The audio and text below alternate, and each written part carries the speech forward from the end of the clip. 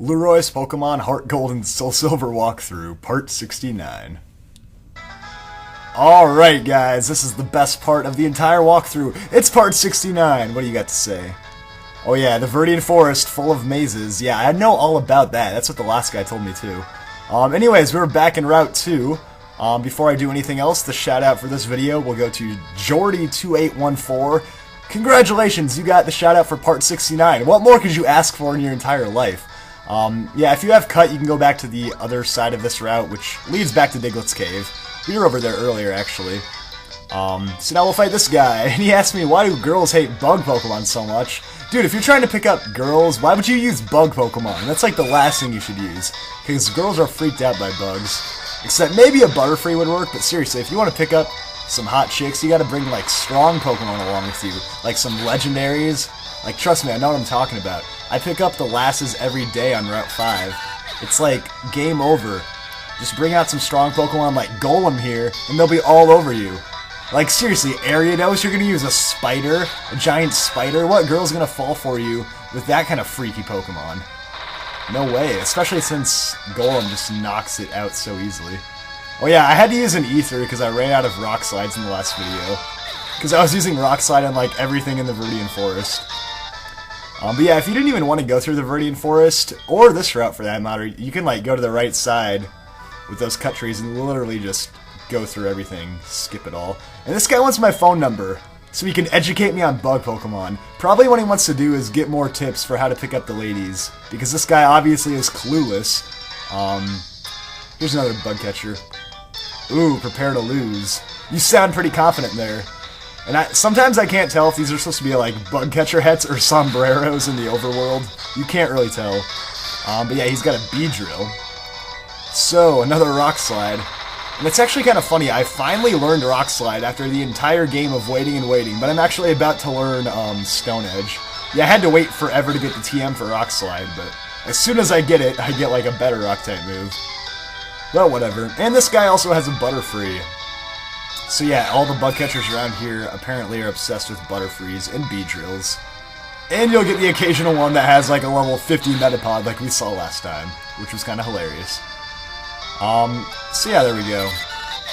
And after this, we get right back into Viridian City. A couple things to do there in Viridian, and then we'll go back to Pallet Town and see what's going on with Professor Oak back at his lab. And this guy wants my phone number too, like, oh crap, I accidentally gave him my phone number. No, that is a complete accident. How do I delete this guy's number? I do not want him calling me once. Like, if he calls me one time, I will be so mad at myself for screwing this up. Oh crap, I don't even think I can do it.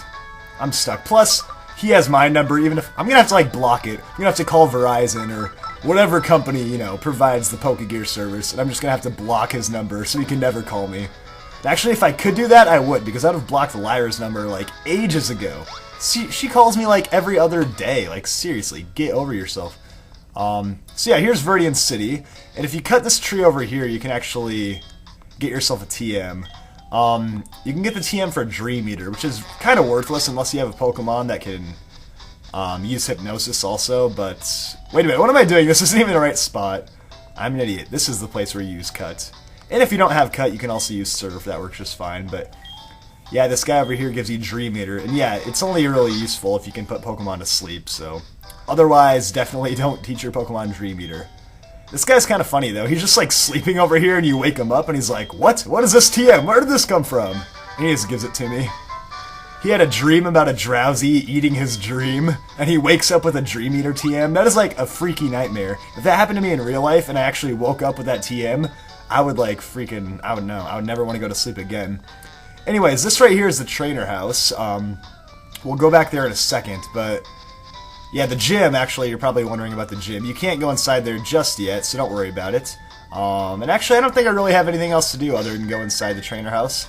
So let's make sure I have my team set up the right way. Because there's actually one really hard trainer you can fight in here. And basically what the trainer house is, it's just a place where you can go and battle people. Well, you can actually kind of battle your friends. The way it works is the trainers you've encountered with the Pokewalker thing that you get with your Heart Gold and Soul Silver game, their teams will like register into your game and you can go battle them. You don't fight the actual trainer, you just fight like a replica of them. And in Gold and Silver, it kind of worked the same. You would battle people that were on your mystery gift thing. So if you've never used the Pokewalker, which I really haven't at all, you could still come down here and battle this one dude, which is actually a pretty decent battle. You don't get any experience or anything from it, but it's still just fun to do anyways. He actually has all 3 of these starter Pokemon fully evolved, so it's a pretty tough battle. And they're all at level 50, so yeah, you have to save your game going in. And I'm always afraid to save my game while I'm recording, because I'm afraid if something goes wrong with the recording, I will have just, like, lost all of that stuff in the game. But every now and then, when I'm forced to do it, I will. But yeah, he starts off with Meganium. That's why I put Crobat up front. So yeah, and he only has 3 Pokemon, so it's not the longest battle ever, but it is pretty tough, because he actually has some pretty good movesets. And I mean, come on, it's like the 3 starter Pokemon, so you know they're pretty tough. But yeah, Meganium's his first one. Now, Meganium, in my opinion, is the toughest one to deal with, because it has the most annoying moveset in the world. It's just designed to annoy the crap out of you. I'm just going to use Fly, because that does a lot of damage, but it knows Leech Seed, Protect, Energy Ball, and Toxic. Might not seem like much, but what it will do is it will poison you, it will use Leech Seed, and then start using Protect. So then you can only hit him every other turn, and on top of that, you're losing damage from the Toxic, and it's stealing damage from you with Leech Seed. So luckily Crobat can't actually get poisoned, but I still get Leech Seeded, which is kind of bogus because I'm a Flying-type Pokemon. I don't know how that's even possible to use a Leech Seed on a Flying-type Pokemon, but yeah, it makes your life so miserable because, look at that, Protect. It's like, oh, you can't even attack him because he just uses Protect every turn, and then he steals your health. I'm just lucky he's not using Toxic, though. That would be horrible. But yeah, you pretty much just need to find a fast way to kill this thing. So hopefully you have a Fire type or a strong Flying type like me. Otherwise, Meganium can easily just, like, slowly whittle you away to death, and it's horrible. But hey, on the bright side, I can always play the annoyance game too, so let's use Confuse Ray and try to counter all of his protecting shenanigans. Make him hit himself in confusion or something. Come on, just one time! Yeah, there you go. He was probably trying to use Protect, which is hilarious, because it's not like you can hit yourself with a Protect, but it probably just happened. But yeah, Leech Seed, it really takes a good amount of health. I mean, it doesn't seem like a lot at once, but it adds up over time. And I'm so mad that you already snapped out of confusion. I hate when that happens. But yeah, the good news is you can't always use Protect 2 turns in a row, so I'll be able to get off some flies every now and then. But yeah, I mean, he already got full health, so those Leech Seeds definitely restore back pretty quickly. But yeah, Energy Ball, on the other hand, is going to do, like, nothing at all. I mean, that's the good news, is that Meganium really can't do anything other than Leech Seed. To Crobat, that is, but... Oh yeah, one thing I should mention is that you can't use items in this battle, so if I try to use, like, a Hyper Potion right now, it just won't let me do it. And that's because this isn't, like, a legitimate battle. You don't even get experience points from it. It's just, like, the Battle Tower or whatever, so you're stuck without using items. You can still have items attached to your Pokemon and all, you just can't use them. Kind of like a Wi-Fi battle. And that makes Meganium even more annoying because, I mean, it would be pretty easy if you could use Hyper Potions to take this thing out, but unfortunately that's not the case. And Batman barely lived, so hopefully we can knock this thing out here. Dang it, you lived! What the heck? Gosh, that's so annoying. I hate Meganium so much, even though I chose one and have one on my team. Alright, so I guess I'll just go to a fast Pokemon that can knock it out without taking any damage, so let's go to Heracross. Oh yeah, and also one other thing, just like in a Wi-Fi battle, you can't choose to switch out your own Pokemon when they're switching, so you don't get to know what they're going to send in. Kind of annoying. And why are you even using Protect? It's over. You can't do anything at this point. Come on, seriously. Alright, there we go. But yeah, normally when you knock out their first Pokemon, it will say, like, Ace Trainer is about to send out Typhlosion, but that's not the case in this battle. He just goes straight to Typhlosion. So it's actually realistic for once. And every time this happens, I'm always like, what? This is so cheap. This is not fair, but it's kind of funny because in real life, that would normally be the case anyways. But yeah, I can't really live a Flamethrower, so that kind of sucks, but whatever. Heracross wasn't really supposed to do anything in this battle anyways. So yeah, for this Typhlosion, I guess I'll go over to Lantern, because why not go to a Water type, right? But yeah, Typhlosion's not too bad. It knows Focus Blast, Flamethrower, Eruption, and Substitute. And Focus Blast missed a lot, so... yeah. Surf will do a lot of damage. The only annoying thing about Typhlosion is that it has some really powerful moves under its belt, so it can definitely hit you hard. But Focus Blast misses again, so whatever.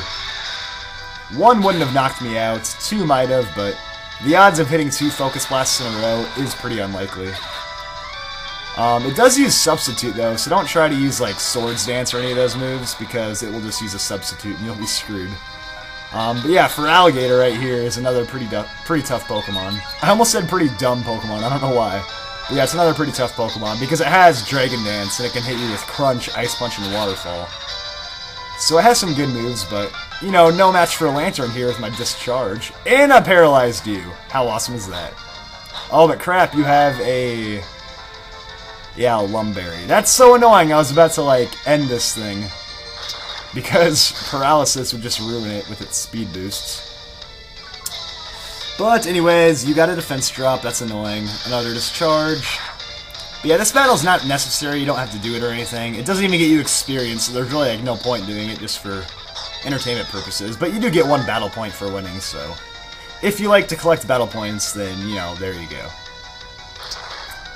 And I gotta take a Crunch now. The Lantern can live one of those. Oh, 3 hit points! What is up for Alligator? Say goodnight. There we go. Yeah, I want to know how this guy got all 3 of these Pokemon. How in the world did he manage to get all 3 of the starters? That's what I want to know. Alright, so... that's that. We don't get anything else other than 1 battle point. And I think we should, you know, get more than 1. I mean, that's a pretty tough battle.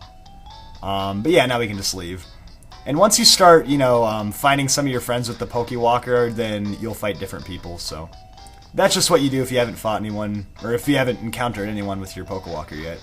But yeah, all your Pokemon get fully healed afterwards, so it's that easy. Anyways, I guess really all we have to do now is head back down to Pallet Town. So I'm going to put up Heracross, because he could use some growth in his levels, and yeah, that's really all we have to do. And I don't know why I just went around. I could have just definitely hopped that ledge. I guess I was too scared to do it. Didn't have the guts to hop over the ledge. Anyways, we're going to go into Route 1, which is the first route ever in a Pokemon game, and I like talking to these guys. What do you got to say? Oh yeah, he's talking about Pallet Town, which is what connects to Route 1, obviously. So there we go. And if this music and this route doesn't bring back memories, I don't know what possibly could. Yeah, Route 1. This was like the most simple, basic route ever designed. You would pretty much just go straight forward, but actually now they threw in some trainers, so it's a little bit different. There's a black Apricorn right there. Earlier you would just find people, you know, standing around. One dude would give you a potion. One dude would probably tell you like, oh, hop down these ledges, it's fun. But yeah, now you actually have some trainers to fight. So, starting with this school kid, who says he likes to go out and battle right after class. Yeah, school kid Sherman. But yeah, he's got a Furret on his team, so Heracross should have no problem here. 1 Brick Break, and this thing's done. So yeah, after you're done with all these trainers, you get back into Pallet Town, and yeah, we've been meaning to talk to Professor Oak, so looking forward to that, seeing what he's got for us. I mean, he is like the most famous Pokemon professor in the world, so I'm sure he's got some awesome items for us or something, I don't know. But yeah, he's got a Pidgeot next, so I don't mess around with flying types, not with Heracross. So we'll go over to Aquavolt. But yeah, Pidgeot. It's kind of funny that you'd find a Pidgeot here, because this is the route where you could first find Pidgeys, which eventually evolve into Pidgeot. And 1 Discharge should probably knock this thing out, though. Yeah, Pidgeot. Actually, everyone in that played Red, Blue, and Yellow always had, like... there were always the Pidgey people and the Sparrow people, it seemed like. There were the people that were, like, hardcore Pidgeot fans, and there was, like, the other group of kids that were all into Pharaoh. I was probably more of a Pidgeot kid. You know, I was more of a Pidgey guy growing up. But as I got older, I kind of realized Pharaoh was a little bit better. At least in Red and Blue version. Pharaoh was definitely a better call because you would only have to wait till level 20, and you would actually get, like, Drill Peck. Pidgeot, on the other hand, you would have to wait till, like, level 30-something, and then you would get, like, I don't know, you'd get some crappy moves like Whirlwind, and that was it. kind of disappointing. Actually, yeah, this dude has a Jinx, by the way. Jinx is super ugly. Just need to throw that out there. Every time I find a Jinx, I need to, you know, say something about how ugly it is. I mean, seriously, purple skin, yellow hair, red dress, if that's even a dress, whatever you want to call it. Completely hideous, but... yeah, back in the first generation, pretty much every Pokemon had horrible movesets. Like, it was really hard to find 4 good moves for most Pokemon. Luckily, in the newer games, it's a lot different. But yeah, this dude's got a Magmar. Just gonna keep close combating away. But yeah, Jinx has, like, no defense. Magmar's not that hard to knock out either. Even though I'm getting defense drops, it doesn't really matter. Oh, crap! I got burnt! Stupid Flame Body ability. Screwing me over. But yeah, this is why I'm so mad about myself for not getting the Guts ability on Heracross, because normally, my attack would be doubled right now, but since I'm an idiot and don't have the Guts ability, my attack is halved instead, so... We'll just have to go over to Rocky to take down the Electabuzz. But yeah, speaking of first-generation Pokemon, Electabuzz is definitely one of the coolest. I mean, I can't imagine a more cool Pokemon than Electabuzz. It's just so awesome, I mean, just look at it. I mean, I don't even know how to describe it other than it's cool looking. Same with Magmar, too. Electabuzz and Magmar kind of go together. Anyways, Earthquake will take this thing out, just like that, so there we go. And that should get me up to level 49. Ding, ding, ding! And, oh yeah, I'm gonna learn Stone Edge, like I was talking about before. So, even though I have Rock Slide, I'm just gonna have Stone Edge and Rock Slide, because the difference is Rock Slide's 75 base power with 90% accuracy, Stone Edge is 100 base power but only 80% accuracy. So I think it'd be a good call just to have both of them. Then I'll be suited for pretty much any scenario when it comes to power over accuracy or whatever, so there we go. I never really used Double Edge anyways, so... Plus, I don't have the Rock Head ability, so Double Edge isn't that great. Anyways, who else we got for trainers? I'm not even gonna go in the grass, by the way, because it's all really weak Pokemon, like, the type of stuff you actually would find at the beginning of Red and Blue. Yeah, here's an Ace trainer, so... Finally, we don't have to deal with these dumb school kids anymore. We get some actual good guys. And this dude's name is French. That is awesome. And crap, I'm still burnt. I forgot about that. Whatever. We'll still use close combat. That should take care of it. You know, I'm kind of surprised I outsped this thing, but whatever. Yeah, Absol's a pretty cool Pokemon. School kids are... Not school kids. Ace trainers always have all the cool Pokemon. And my defense is dropped, but whatever. I'm going to switch out anyways, because I'm burnt, and I don't want to deal with that. And I think he has... What does he have next? Ooh, Alakazam! Ace Trainer French is not messing around here, so... we'll go over to Meganium, I guess. I definitely have issues with Psychic-type Pokemon. That's why I'm really worried about facing Sabrina, because my team is definitely not suited for Psychic-types.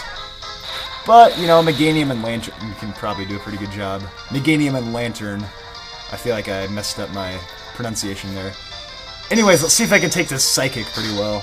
I feel like I can because Herbie's freaking awesome. Yeah, not bad. It only did like a third. So a couple Petal Dances here. I was going to use Frenzy Plant, but... Oh, nice. I probably should have used Frenzy Plant. I thought a Petal Dance would still knock it out.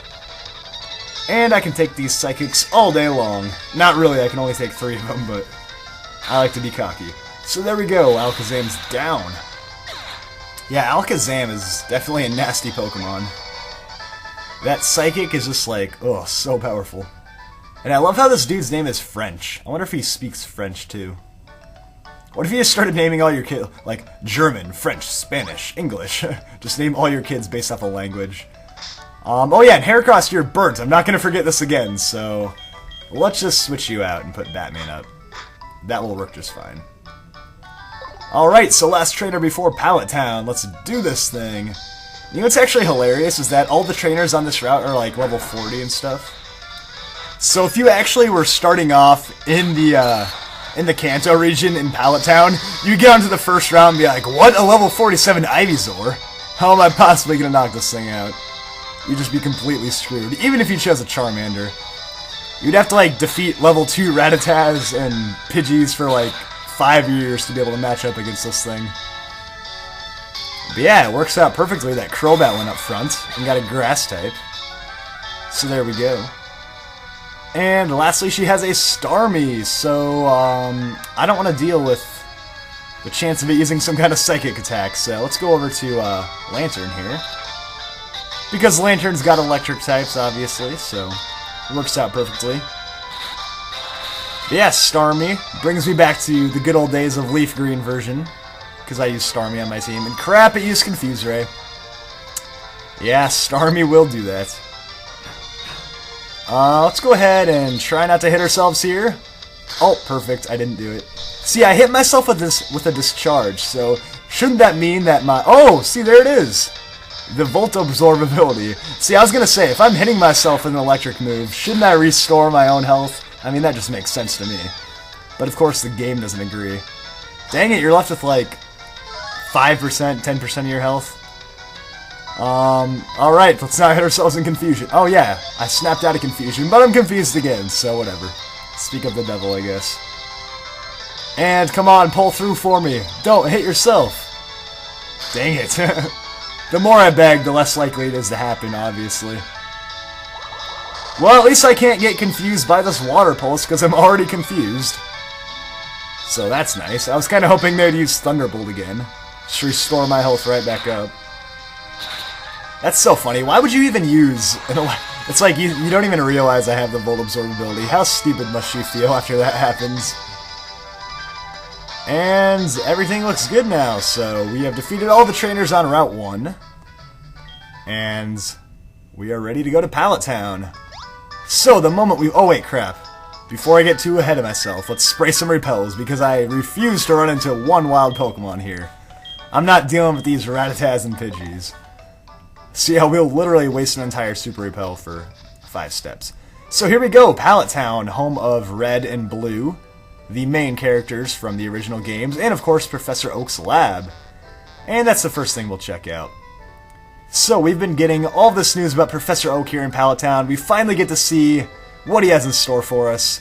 So how's it going, Professor Oak? He just talks about some random stuff. And he says that... Actually, you're going to be... I'll just break it to you. You're going to be really disappointed because, to be honest, Professor Oak doesn't have anything for you.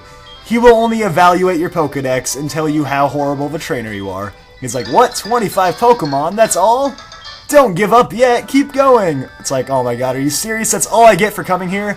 But if you do get all Kanto badges, all 8 of them, he will have something for you. And yeah, this is Red's house, the main character from Red, Blue, and Yellow. And Blue's house, the rivals, so... Yeah, a lot of legends here in this town. But the only reason we really came here is so that we can surf towards Cinnabar Island and get our next gym badge, and that's what we'll be doing in the next video. So, that's what's going on next time. Stay tuned for more.